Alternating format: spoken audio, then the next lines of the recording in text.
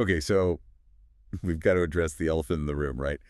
Liam Payne. Yeah. Tragic. Absolutely tragic. It's been hard, I think, for a lot of people to wrap their heads around. Especially with, like, how the story's kind of unfolded.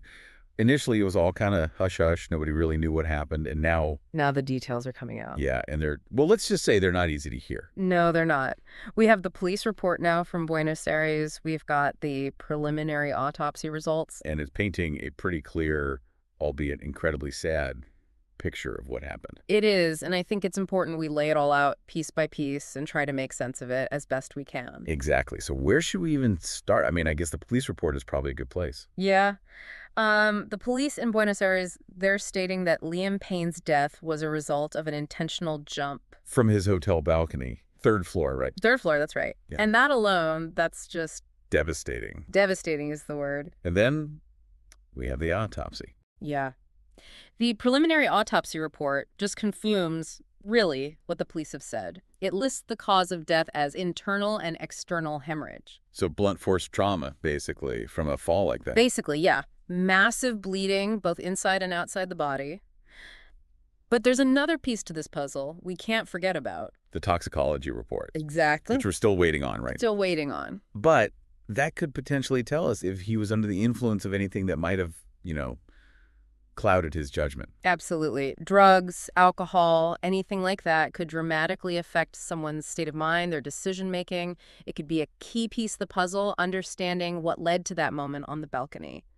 Yeah, and then there are all those other details about his time at the hotel. That 911 call's just chilling, to be honest. Yeah, that 911 call is unsettling, to say the least. I mean, just thinking about a hotel employee calling for help, expressing concern for his well-being, it paints a very specific picture. It does. And it gets even more concerning when you dig into the details.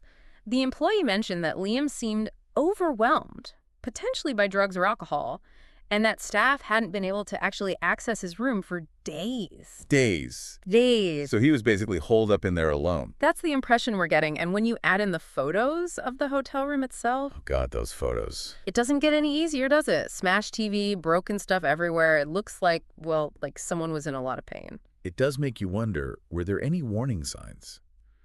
Did anyone, close to him have any idea he was struggling this much? That's the million-dollar question, isn't it? And right now, we just don't have all the answers.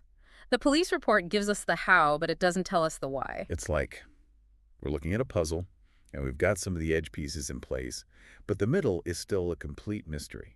A tragic mystery. And it's important to remember that behind all of this, behind the headlines, the police reports, the autopsy, there's a human being. A young man who was clearly fighting a battle, probably on a lot of different fronts. And we may never fully understand the depths of that battle. We may not, but I think it's important to talk about it, to acknowledge the fact that fame and fortune don't make you immune to these kinds of struggles. In fact, It's almost like a reminder, right? it is a tragic reminder that mental health affects everyone, and we need to keep having those open and honest conversations. We have break down the stigma, make it okay for people to reach out for help when they're struggling. Because help is out there. Always. God, it's just such a profound loss, And we haven't even mentioned his son. Right, Bear. He's only, what, 7? 7 years old. Yeah. It's hard to even imagine what he must be going through, losing his dad at such a young age. It's just unfathomable, really. It makes you think about Liam's legacy, what he leaves behind. The music, obviously, will always be there.